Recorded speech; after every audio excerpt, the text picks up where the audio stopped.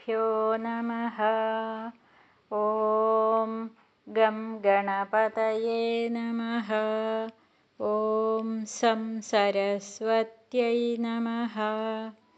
ഓങ്കാരപ്പൊരുളാം ജഗജ്ജനനി നിൻ പാദം സ്മരിച്ചന്വഹം ശങ്കാഹീനമുരച്ചിടാം സവിനയം സത്യം പരം ധീമഹി.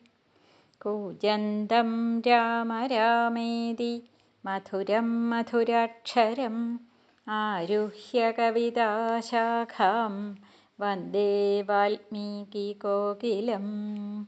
രാമായ രാമഭദ്രായ രാമചന്ദ്രായ വേധസേ രഘുനാഥായ നാഥായ സീതായ പതയേ നമഃ.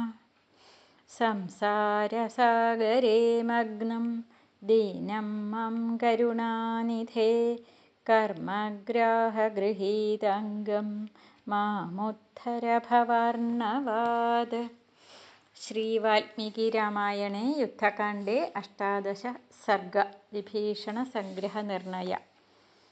അധ രാമപ്രസന്നാത്മാ ശ്രുത്വാ വായുസുതസ്യഃ പ്രത്യഭാഷിതദുർധർഷ ശ്രുതവാനാത്മനി സ്ഥിതം. മമാപി തു വിവക്ഷാസ്തി കാചിത് പ്രാചി വിഭീഷണം ശ്രുതമിച്ഛാമി തത്സർവം ഭവദ്ഭിः ശ്രേയസി സ്ഥിതൈ. മിത്രഭാവേന സംപ്രാപ്തം ന ത്യജേയം കഥഞ്ചന ദോഷായദ്യാപി തസ്യ സ്യാസ്താമേത ന ഗർഹിതം. സുഗ്രീവസ്ത്വഥ തദ്വാക്യമാഭാഷ്യ ച വിമൃശ്യ ച തതഃ ശുഭതരം വാക്യമുവാച ഹരിപുംഗവ. സുദൃഷ്ടോ വാപ്യദൃഷ്ടോ वा കിമേഷ രജനീചര ഈദൃശം വ്യസനം പ്രാപ്തം ഭ്രാതരം യഃ പരിത്യജേത്. കോ നാമ സ ഭക്തൈസ്യ യമേഷ ന പരിത്യജേത. വാനരാധിപതൈർവാക്യം ശ്രുത്വാ സർവാനുദീക്ഷ്യ ച ഈഷദുസ്മയമാനസ്തു ലക്ഷ്മണം പുണ്യലക്ഷണം ഇതി ഹോവാച കാകുസ്ഥോ വാക്യം സത്യപരാക്രമഃ. അനധീത്യ ച ശാസ്ത്രാണി വൃദ്ധാനനുപസേവ്യ ച ന ശക്യമീദൃശം വക്തും യദുവാച ഹരീശ്വര. അസ്തി സൂക്ഷ്മതരം കിഞ്ചിദ്യതത്ര പ്രതിഭ്രാതി മേ. പ്രത്യക്ഷം ലൗകികം വാപി വിദ്യത്തെ സർവരാജസു അഭിസ്ത്രസ്തത്കുലീനാശ്ച പ്രാതിദേശാശ്ച കീർത്തിതാ.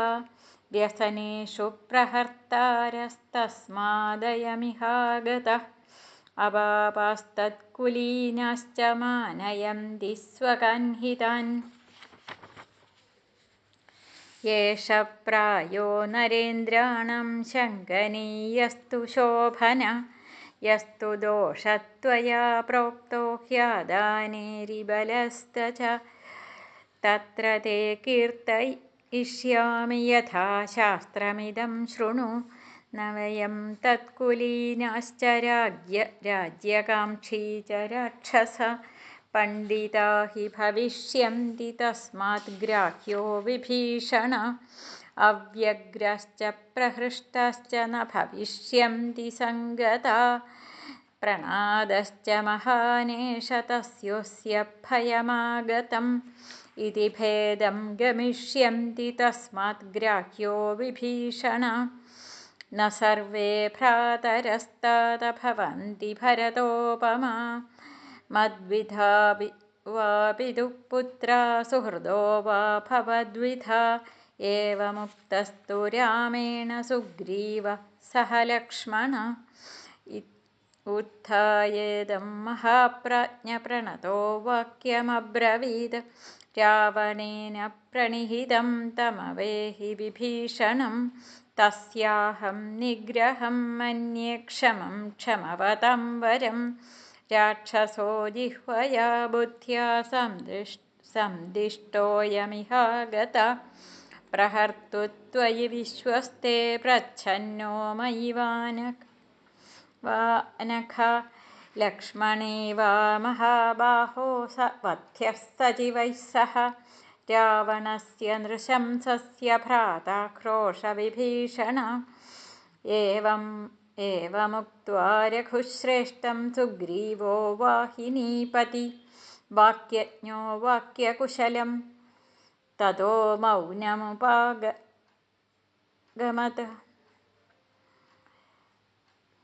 सुग्रीवस्य तु तद्वाक्यं श्रुत्वा रामो विमृश्य च ततः शुभतरं वाक्यमुवाच हरिपुङ्गवं सुदृष्टो वाप्यदृष्टो वा किमेष रजनीचर सूक्ष्ममप्यहितं कर्तुं ममाशक्तकथञ्चन पिशाचान् दानवान् यक्षान् पृथिव्यां चैव राक्षसान् अङ्गुलग्रेण तान् हन्यामिच्छन् हरिगणेश्वर श्रूयते हि कपोतेन शत्रुः शरणमागत अपि प्राणान् परित्यज्य रक्षितव्यकृतात्मना तं चेद्भयाद्वा मोहाद्वा कामाद्वापि न रक्षति स्वया शक्त्या यथा न्यायं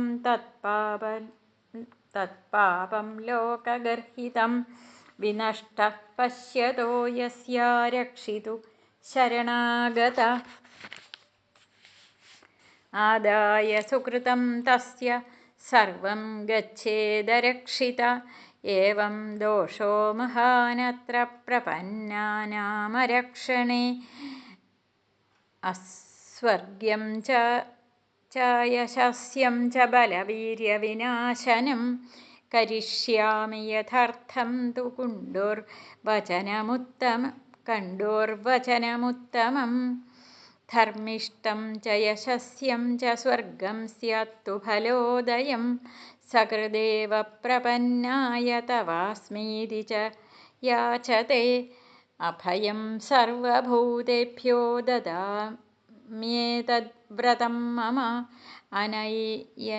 अनय्यनं हरिश्रेष्ठ दत्तमस्याभयं मया विभीषणं वा सुग्रीव यदि वा रावणः स्वयं रामस्य तु वचः श्रुत्वा सुग्रीवप्लवगेश्वर प्रत्यभाषत काकुत्स्थं सौहार्देनाभिचोदित किमत्र चित्रं धर्मज्ञलोकनाथ सुखावह यत्त्वमार्यं प्रभाषेथा सत्त्ववान् सत्पथे स्थिता मम चाप्यन्तरात्मायं शुद्धं वेत्ति विभीषणम् अनुमानाच्च भावाच्च सर्वतः सुपरीक्षिता तस्मात् क्षिप्रं सहास्माभिस्तुल्यो भवतु राघव विभीषणो महाप्राज्ञ चाप्युपैदुना ततस्तु सुग्रीववचो निशम्य तद्धरीश्वरेणाभिहितं नरेश्वर विभीषणेनाशु जगामसङ्गमं पतत्रिराजेन यथा पुरन्दर इत्यार्षे श्रीमद् रामायणे वाल्मीकीये चतुर्विंशतिसहस्रिकायां संहितायां युद्धकाण्डे विभीषणसङ्ग्रहनिर्णयो नाम 18 सर्ग। राम राम राम राम राम राम राम राम राम राम राम राम राम राम पाहि माम्।